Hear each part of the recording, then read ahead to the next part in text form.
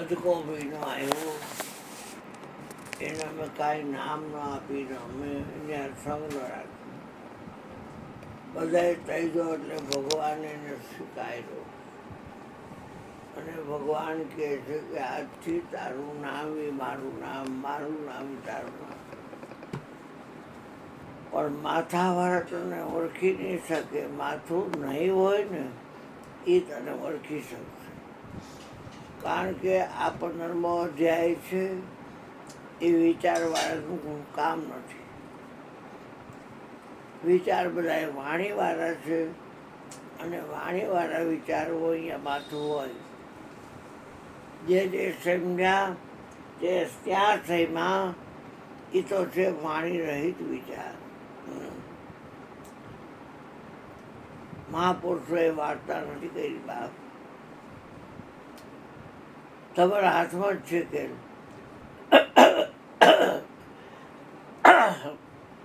પણ તમે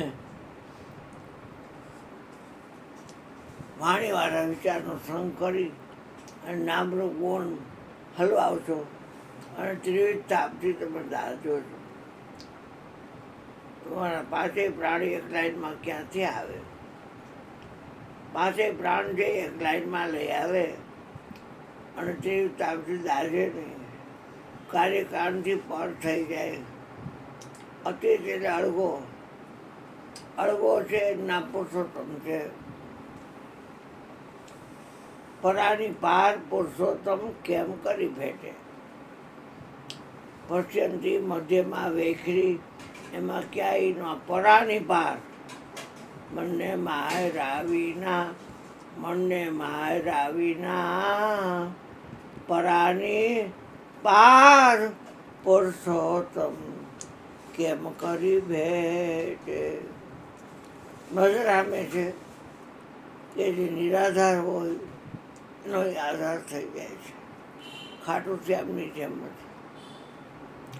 જેનો કોઈ ન હોય ને એનો એ થઈ જાય છે. એટલે પાછી પાણી કરવી નહીં, હિંમત રાખવી. હરિના જને હિંમત ન હારવી. ભાવે ભક્તિ કીજે, શિરને સાથે સદગુરુ મળે તો પાછી પીઠ ન દીજે. હરિજને હિંમત ના હારીએ. હિંમત હૃદય ધરો, આ ભક્તિ ખેલ કરો, વચન વિચાર કરો. વચન 52 છે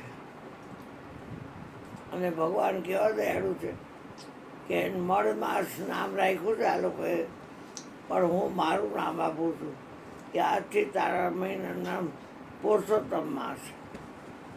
2 જેઠ છે તો પહેલો પુરુષોત્તમ, અધિક પુરુષોત્તમ માસ.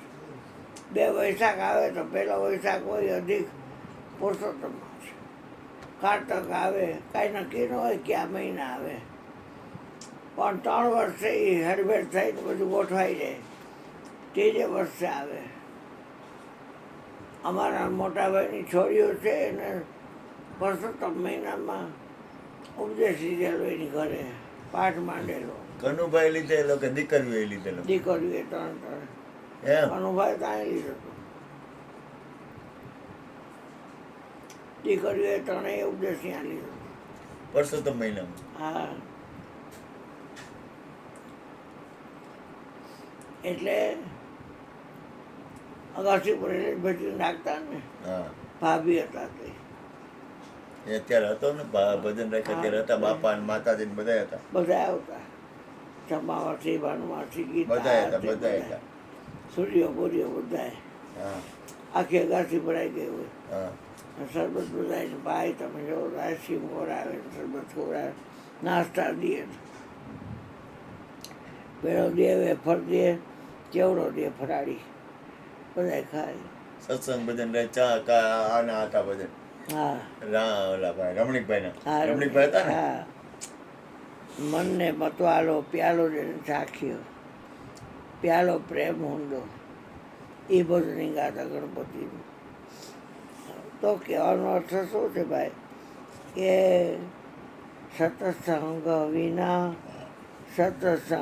વિના કબુ એને કલ્યાણ હોય કરો નર કોઈ.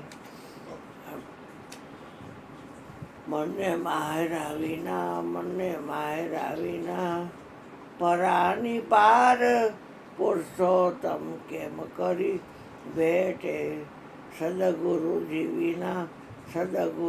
વિના જન્મ મરણ જમ ત્રાસ કદી ના મેટે. 52 છે વચન, 14 લોકમાં રમે છે, પિંડ બ્રહ્માંડમાં રમે છે ને અળગું છે, નોખો છે અને 52 બારું છે.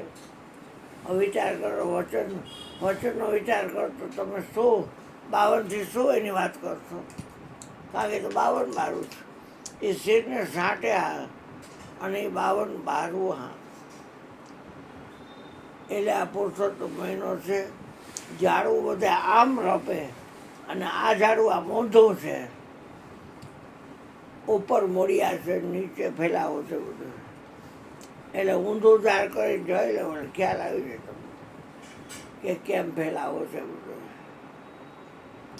પછી હવે મયુરભાઈને કંઈ તમે બોલો, એ ગોરધનભાઈ બોલશે અને આજે અશ્વિન ભજન ગાય, હા રામદેવભાઈ બોલશે. હા બેટા ગાય છે અશ્વિન તો. ગાય છે ને? હા